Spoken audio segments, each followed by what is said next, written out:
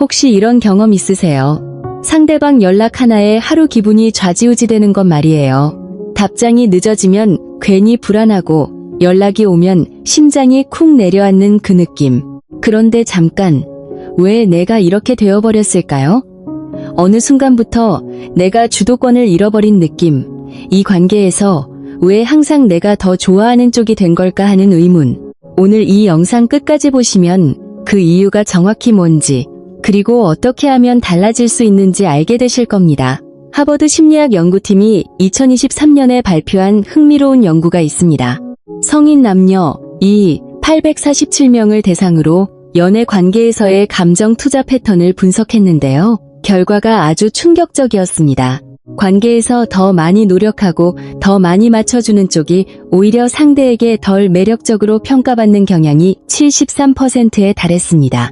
즉, 잘해줄수록 더 무시받는 이 불편한 현실이 단순한 착각이 아니라 심리학적으로 검증된 현상이라는 거예요. 오늘 저는 여러분께 3가지를 말씀드리려 합니다. 첫 번째, 우리 뇌가 왜 쉽게 얻는 것보다 어렵게 얻는 것에 훨씬 강하게 반응하는지 그 신경과학적 이유.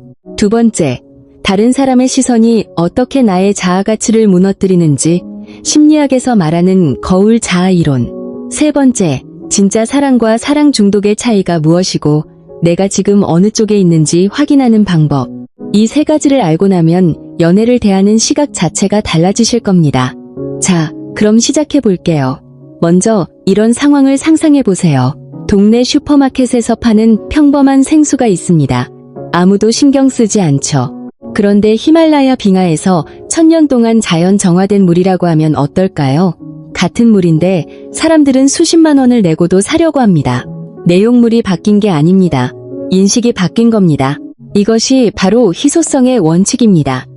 경제학에서는 이를 희소성 프리미엄이라고 부릅니다.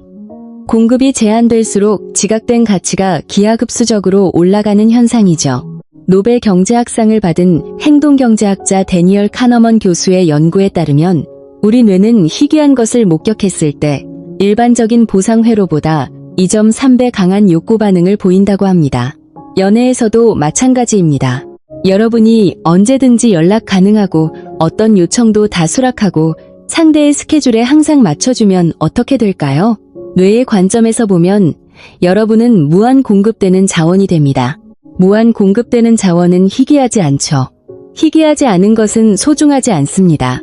반대로 자신만의 삶이 충실하고 자기 루틴이 있고 만나기 위해 약간의 노력이 필요한 사람은 어떨까요? 뇌는 그 사람을 제한된 자원으로 인식하기 시작합니다.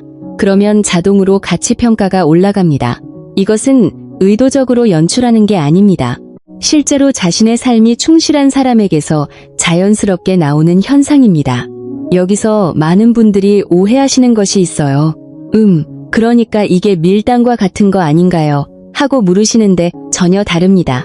밀당은 인위적으로 관심을 숨겼다가 보여줬다가 하는 겁니다. 희소성은 실제로 여러분의 삶이 풍요롭기 때문에 자연스럽게 나타나는 상태예요. 쉽게 말하면 이렇게 생각해보세요. 도자기 장인이 한 달에 딱 3개의 작품만 만든다면 그건 일부러 수량을 제한해서 비싸게 파는 게 아닙니다. 그냥 그분의 작업 방식이 그런 거예요. 그런데 사람들은 그 도자기를 얻기 위해 몇 년씩 기다립니다. 이게 바로 진짜 희소성입니다.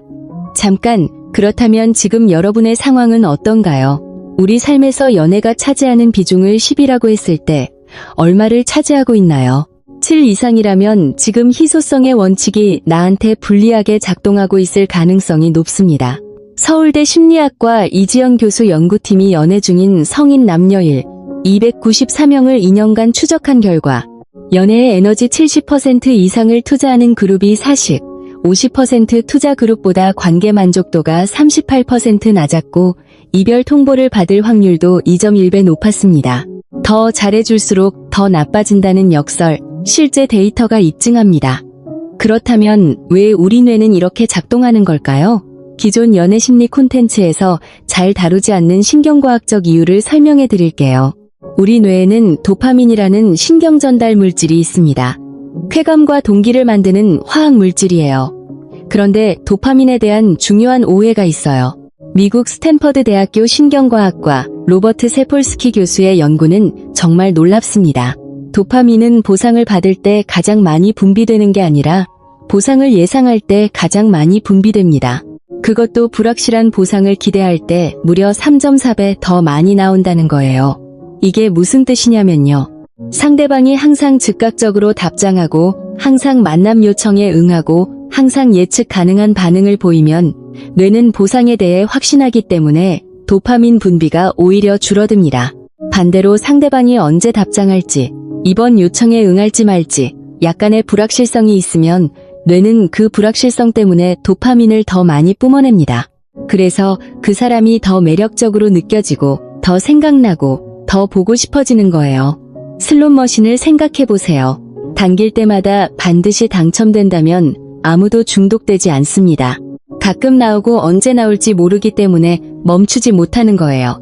연애도 같은 원리입니다. 그런데 이걸 이용해서 일부러 답장을 늦게 하거나 연락을 끊거나 하라는 게 아닙니다.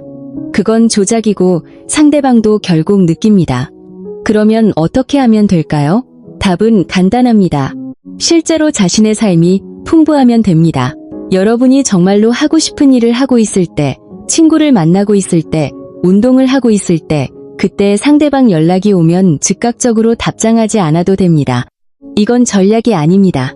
실제로 여러분이 그 순간 다른 삶을 살고 있는 거니까요.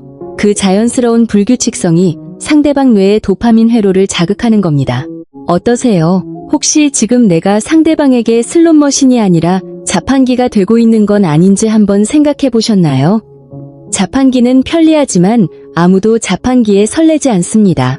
행동 경제학의 아버지라고 불리는 데니얼 카너먼과 아모스 트버스키가 공동 연구한 결과가 있습니다. 이 연구에서 놀라운 사실이 밝혀졌는데요. 인간은 무언가를 얻었을 때의 기쁨보다 같은 크기의 무언가를 잃었을 때의 고통을 평균 2.4배 더 강하게 느낍니다. 이걸 손실 회피 편향이라고 합니다. 연애에서 이게 어떻게 작동하느냐. 여러분이 항상 곁에 있고 항상 응해주고 항상 예측 가능하다면 상대방은 여러분을 잃는다는 게 어떤 것인지 실감하지 못합니다. 잃을 것이 없다고 느끼는 상대는 여러분을 붙잡으려는 노력을 하지 않습니다. 하지만 여러분이 자신의 삶에 충실해서 여러분과의 시간이 상대방에게 어느 정도 노력이 필요한 것이라면 어떨까요? 상대방은 무의식적으로 여러분을 잃을 수 있다고 느끼기 시작합니다. 그리고 손실 회피 편향이 작동하면서 여러분을 잡아두려는 동기가 강해지는 겁니다. 투자 이론도 함께 설명드릴게요. 사람은 자신이 투자한 것에 더 높은 가치를 부여합니다. 이케아에서 직접 조립한 가구가 완성된 가구보다 더 소중하게 느껴지는 것처럼요. 연애도 같은 원리예요. 상대방이 여러분과의 시간을 얻기 위해 계획을 세우고 맞춰주고 노력해야 한다면 그 과정에서 상대방은 여러분에게 투자를 하게 됩니다. 그 투자 과정이 쌓일수록 여러분에 대한 지각 가치가 올라갑니다. 반대로 아무 노력 없이도 여러분이 모든 것을 맞춰준다면 상대방은 여러분에게 투자한 게 없으니 가치를 낮게 평가할 수밖에 없어요. 이건 잔인하게 들릴 수도 있어요. 하지만 이건 여러분의 문제도 아니고 상대방의 잘못도 아닙니다. 이게 바로 인간 뇌의 작동 방식이에요. 우리 모두 이 심리적 메커니즘에서 자유롭지 않습니다. 저도 마찬가지입니다. 그러니 이제 이런 관점으로 생각해 보세요. 상대방이 여러분과 시간을 보내기 위해 조금의 노력을 기울이도록 허용하는 것, 그건 상대방을 이용하는 게 아닙니다. 오히려 상대방이 여러분에게 진심 어린 투자를 할 수 있는 기회를 주는 겁니다. 그 기회를 빼앗지 마세요. 실제 사례를 들어볼게요. 서울에 사는 34세 직장인 여성 이야기입니다. 남자친구에게 2년간 헌신했는데 돌아온 말이 뭔지 아세요? 미안한데 네가 너무 편안해서 설렘이 없어졌어. 그 말이었습니다. 그 말을 들은 제 지인은 처음에 너무 억울했다고 해요. 내가 이렇게 잘해줬는데 왜 이런 소리를 듣나 싶었대요. 그런데 지금은 이해합니다. 그건 그 남자가 나쁜 사람이어서가 아니라 뇌가 그렇게 작동하기 때문이었다는 걸 이제 알거든요. 그 이후 만난 남자친구에게 그녀는 달랐습니다. 자신의 취미 생활인 수영 모임을 계속 유지했고 친구들과의 약속도 지켰고 무리한 요청에는 솔직하게 안 된다고 말했어요. 처음에는 좀 불안했다고 해요. 이렇게 하면 남자가 떠날 것 같아서요. 그런데 결과는 반대였습니다. 그 남자친구가 오히려 더 적극적으로 시간을 맞추고 더 많이 계획을 세우고 먼저 연락을 더 자주 했다고 합니다. 지금 그 커플은 결혼 준비 중입니다. 1902년에 미국의 사회학자 찰스 쿨리라는 사람이 놀라운 이론을 발표했습니다. 인간은 다른 사람의 눈에 비친 자신의 모습을 통해 자아를 형성한다는 이론이에요. 쿨리는 이걸 거울 자아 이론, 영어로 거울 자아라고 불렀습니다. 이게 연애와 어떻게 연결되냐면요. 많은 분들이 연애를 시작하면 상대방의 시선을 거울처럼 씁니다. 상대방이 나를 좋아하면 나는 괜찮은 사람, 별로라고 하면 나는 별로인 사람이 되는 거예요. 내 자아가치 기준이 내 안이 아니라 상대방에게 가 있는 상태입니다. 이 상태에서 어떤 일이 벌어지냐면요. 상대방 연락이 늦어지면 나는 매력 없는 사람이구나 싶고, 상대방이 차갑게 대하면 내가 뭔가 잘못한 것 같고, 상대방이 좋아해주면 그때서야 나 자신이 가치 있게 느껴집니다. 이 상태를 심리학에서는 외부 증거 자아라고 합니다. 자신의 가치 기준이 외부에 있는 거예요. 반대로 내부 증거 자아를 가진 사람은 다릅니다. 이런 사람은 상대방이 나를 어떻게 보는지와 관계없이 자기 자신이 가치 있다는 것을 알고 있습니다. 그 확신이 어디서 나오냐면 자기 자신을 잘 알고 있고 자신만의 가치관이 있고 자신의 삶을 스스로 살아가고 있는 데서 나오는 거예요. 이런 사람과 만나면 상대방은 어떻게 느낄까요? 이 사람은 내가 어떻게 하든 자기 자신이 있다는 걸 느낍니다. 그러면 상대방 입장에서는 이 사람이 날 위해 노력하는 것들이 당연한 게 아니라 특별한 선택이라는 게 느껴집니다. 내 사랑을 받아야만 존재할 수 있는 사람이 아니라 내 사랑 없이도 충분히 잘 살아가는 사람. 그런 사람과의 관계에서 상대방은 오히려 더 적극적으로 그 사람을 내 사람으로 만들고 싶어 합니다. 자, 그렇다면 여러분은 지금 어디에 해당되나요? 내 기분이 상대방 연락 하나에 따라 결정되고 있다면 솔직히 지금 외부 증거 자아 상태에 있는 겁니다. 그게 나쁜 게 아닙니다. 인간은 누구나 다른 사람의 인정을 원하니까요. 하지만 그 상태가 지속되면 관계가 무너집니다. 연세대학교 심리상담연구소의 2022년 조사에 따르면 연애관계에서 자기 정체성이 강한 사람들이 그렇지 않은 사람들에 비해 관계 지속기간이 평균이 700일었고 관계 만족도도 64% 더 높았습니다. 그리고 흥미롭게도 상대방의 관계 만족도도 함께 높았습니다. 진짜 자기 자신을 가진 사람이 상대방도 행복하게 만드는 거예요. 이제 많은 분들이 현실적으로 가장 어려워하는 부분 이야기해 보겠습니다. 바로 착한 사람 콤플렉스입니다. 혹시 이런 생각 해보신 적 있으세요? 내가 싫다고 하면 상대방이 나를 까다롭다고 생각하지 않을까? 내가 안 된다고 하면 상대방이 나를 싫어하지 않을까? 이런 두려움 때문에 솔직한 감정을 숨기고 맞춰주는 경우가 많습니다. 그런데 이게 왜 역효과가 나는지 심리학적으로 설명해 드릴게요. 인간관계에서 상대방은 무의식적으로 상대방의 한계를 테스트합니다. 이걸 의도적으로 나쁜 마음으로 하는 게 아니에요. 그냥 본능적으로 이 사람이 어느 선까지 허용하는 사람인지를 파악하는 거예요. 여러분이 어떤 불편한 상황에서도 괜찮아요라고 말하면 상대방의 뇌는 이 사람은 이 정도는 괜찮은 사람이구나라고 인식합니다. 그 다음부터는 그게 기준이 됩니다. 그리고 또 테스트를 합니다. 이번에도 괜찮다고 하면 기준이 더 낮아집니다. 이 과정이 반복되면 상대방은 여러분을 점점 더 쉽게 대하게 됩니다. 의도적으로 그러는 게 아니라 뇌가 학습한 결과예요. 반대로 명확하게 선을 그을 때 어떻게 되느냐. 처음에는 상대방이 당황할 수 있어요. 하지만 그 순간 상대방의 뇌는 이 사람은 자신의 기준이 있는 사람이구나라고 인식합니다. 그리고 앞으로는 그 기준을 인식하면서 행동합니다. 존중이 생기는 거예요. 경계선을 긋는 것은 거절이 아니라 내가 어떤 사람인지 보여주는 겁니다. 다음에 불편한 상황이 오면 그냥 말해보세요. 사실 나는 이런 상황이 좀 불편해요. 극적으로 화낼 필요도 없어요. 그냥 사실을 전달하면 됩니다. 그리고 여기서 중요한 것이 하나 더 있어요. 선을 그은 다음에 죄책감을 느끼지 마세요. 선을 그었을 때 상대방이 불편해 보이면 우리는 이렇게 해도 됐나 하고 바로 그 선을 무너뜨리는 경우가 많습니다. 그러면 그게 더 안 좋아요. 선을 그었으면 그 선을 유지하세요. 상대방의 불편함은 상대방이 해결해야 할 상대방의 감정이에요. 여러분이 해결해줄 필요가 없습니다. 미국 심리학자 브레네 브라운 박사는 이런 말을 했습니다. 경계선을 긋지 않으면 분노가 쌓인다. 분노가 쌓이면 결국 관계가 무너진다. 명확한 경계선이야말로 지속적인 관계를 가능하게 하는 조건이다. 이 말이 제 마음에 와닿았어요. 경계선은 관계를 위협하는 게 아니라 관계를 지키는 겁니다. 퇴장 권력, 내가 이 관계에 없어도 나는 괜찮다는 확신에서 나오는 힘. 이게 생겼을 때 비로소 상대방에게 진심으로 자유롭게 애정을 줄 수 있습니다.